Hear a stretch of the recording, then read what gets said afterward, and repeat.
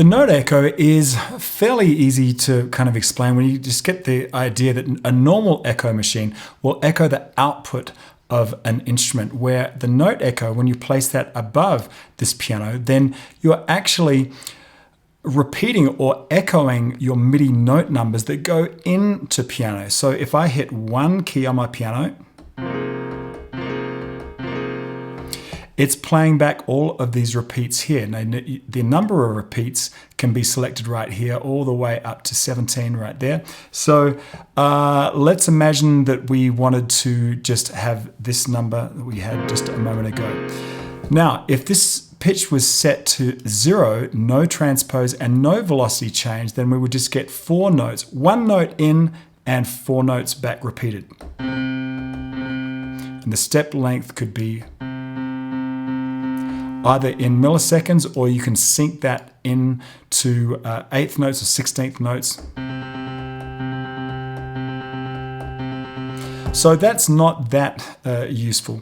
But I mean, if you wanted to have just those straight echoes, then you can set it up like that. You can have diminishing velocity or the velocity increasing.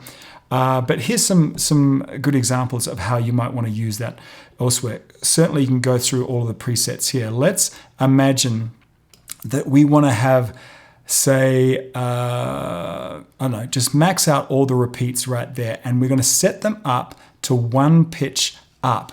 That means that every step will go up a semitone.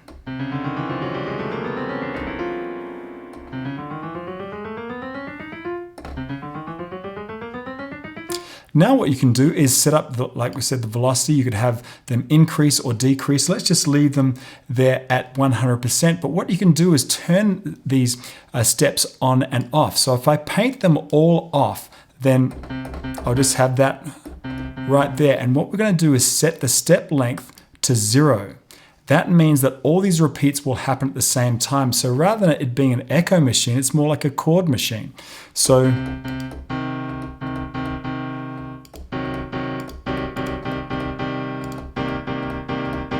great, instant house music.